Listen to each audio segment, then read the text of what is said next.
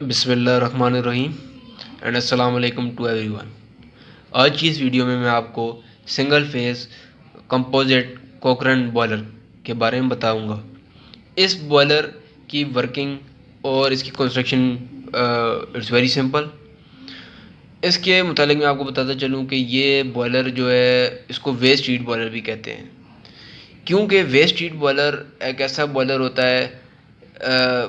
इसको waste heat boiler का इसलिए नाम दिया गया क्योंकि जो हमारी डीजल मशीनरी होती है ये उसके साथ लगा हुआ होता है, जो हमारी शिप के अंदर होती है डीजल मशीनरी, या आप किसी और जगह पे भी इसको यूज़ कर सकते हैं।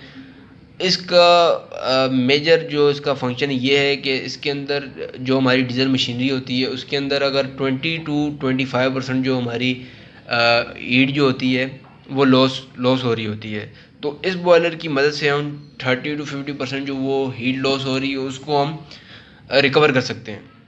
अब इसका जो कंस्ट्रक्शन वगैरह मैं आपको बताता चलूँ कि इसके अंदर जो आप देख रहे हैं कि इसके अंदर फर्नेस लगा हुआ है, वाटर लेवल दिखाया गया यहाँ पर। इसके अंदर वाटर लेवल यहाँ तक पानी भरा हुआ होता है। एग्जॉस्ट गैस इनलेट बताया गया है। उसके बाद एग्जॉस्ट गैस अपटेक बताया गया है। उसके बाद आपको इधर बता रहे हैं ऑयल फायर्ड अपटेक बता रहे हैं, फर्नेस बता रहे हैं, बॉयलर लगा हुआ है, ओगी रिंग लगी हुई है, फायर ब्रेक लगी हुई है, रिफ्रैक्ट्री लगी हुई है। अब इन सब का बारी बारी मैं आपको फंक्शन बताऊंगा और इसकी वर्किंग बताऊंगा। सबसे पहले मैं आपको ये बताता चलूँ कि इस अगर आप मतलब कि किसी एकेडमी से आपका ताल्लुक़ है और अगर आप कैडेट हैं और आप इनिशियल ट्रेनिंग ले रहे हैं अभी एकेडमी से और आप वहाँ पर अच्छे नंबरों से पास होना चाहते हैं, तो आपको मैं ये मशवरा दूंगा कि आप को जो मैं पॉइंट बता रहा हूँ आप उन्हें ही हेजिटेट लिखें, तो आप इंशाल्लाह अच्छे नंबर उठा सकते हैं पेपर्स के अंदर। अब आपको मैं इसके पॉइंट बताता चलूँ इसके वर्किंग के कि जो आपने सबसे पहला पॉइंट ये लिखना है कि हमारी जो डीजल मशीनरी वगैरह होती है जो शिप के अंदर होती है उसके अंदर 20 to 50% हीट लॉस हो रही होती है। तो अब इस बॉयलर की मदद से, वेस्ट हीट बॉयलर की मदद से हम 30 to 50% हीट, जो इसका दूसरा पॉइंट यही है कि 30 to 50% हीट हम रिकवर कर सकते हैं इस प्रोसेस के ज़रिए। क्योंकि जो एग्जॉस्ट आपको पता है कि जो डीजल मशीनरी होती है उससे एग्जॉस्ट गैसेज भी निकलती हैं और वो एग्जॉस्ट गैसेज अपने साथ हीट भी लेके जा रही होती हैं और उस हीट के साथ ही हमारी जो हीट एनर्जी है वो लॉस हो रही होती है। वो तकरीबन कितनी 20 to 25% लॉस में जा रही होती है। तो हम नहीं चाहते कि हमारी शिप के अंदर एक एक चीज़ हम चाहते हैं कि उसको हम फुली यूटिलाइज़ करें। तो उसके लिए इस बॉयलर की मदद से हम 30 to 50% हीट रिकवर कर सकते हैं। ठीक है, 2 पॉइंट हो गए आपके। अब तीसरा पॉइंट ये बताता चलूँ कि इसकी जो रिकवरी, हीट जो रिकवरी डीजल मशीनरी से हमने रिकवर करनी है उसके लिए बहुत काफ़ी सारे फैक्टर्स भी इन्वॉल्व होते हैं।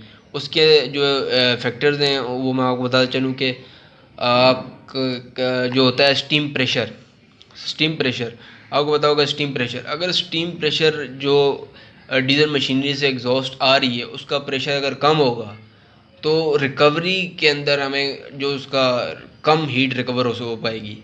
तो आपको पहला पॉइंट क्या याद रखना है, स्टीम प्रेशर जो है उसका सही होना चाहिए।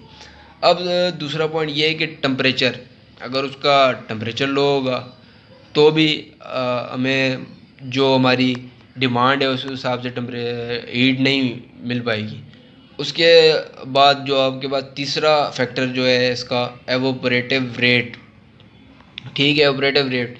अब जो एग्जॉस्ट गैस आ रही है उसका अगर फ्लो या एवोपरेटिव रेट जो है वो कम है तो उसी हिसाब से अगर ज़्यादा है तो अच्छा है हमारे लिए, अगर कम है तो कम हीट रिकवर होगी।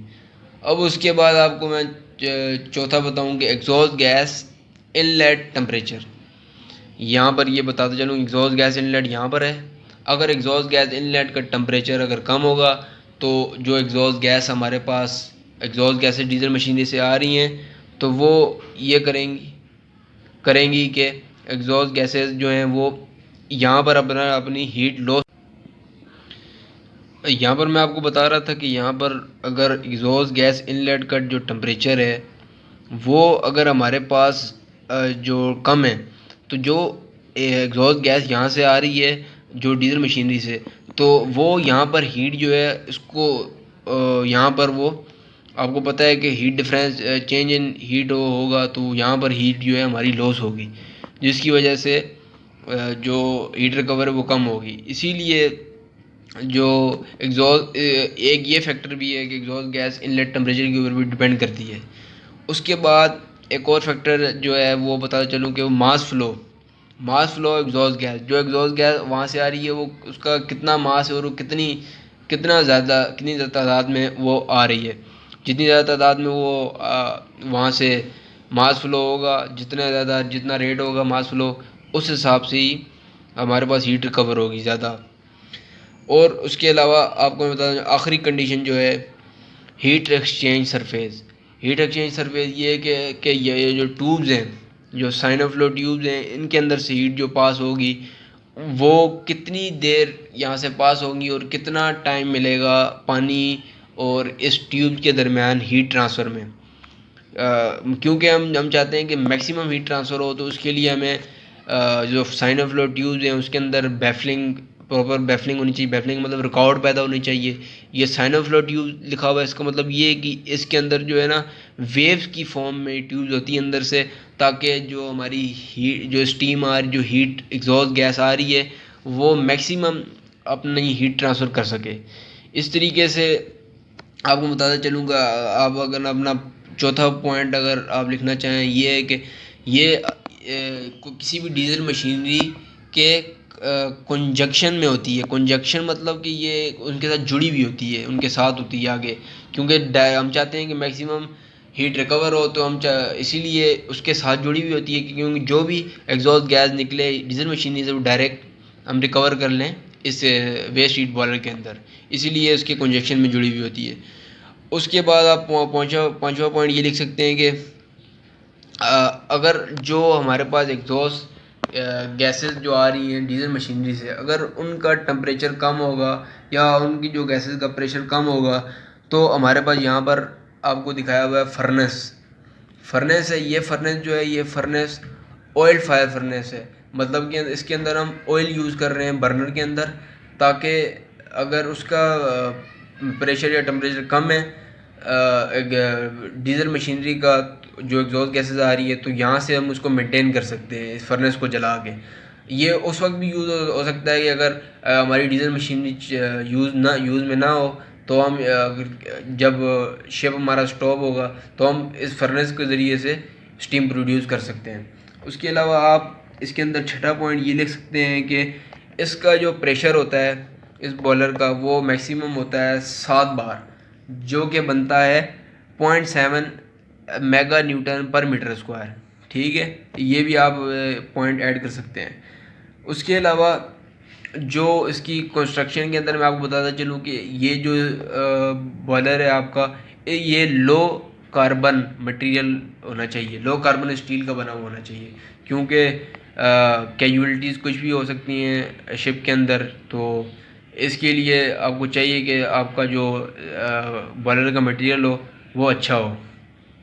उसके अलावा मैं आपको बताता चलूँ कि इसके अंदर यहाँ पर आप लगी हुई होगी ओगी रिंग के बारे में आप बता सकते हैं एक पॉइंट बना के।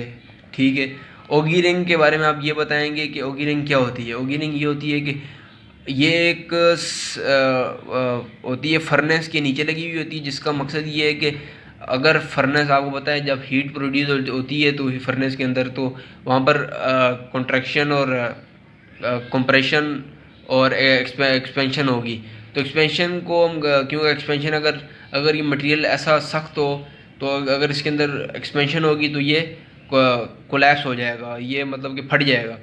तो इसीलिए हम इसके अंदर ओगी रिंग लगाते हैं। ओगी रिंग का मकसद ये है कि अगर एक्सपेंशन हो तो ये उसको ओवरकम करेगा, ये मूव करेगा इस तरीके से मूव करेगा, ताकि उसकी जो एक्सपेंशन वगैरह है उसको ओवरकम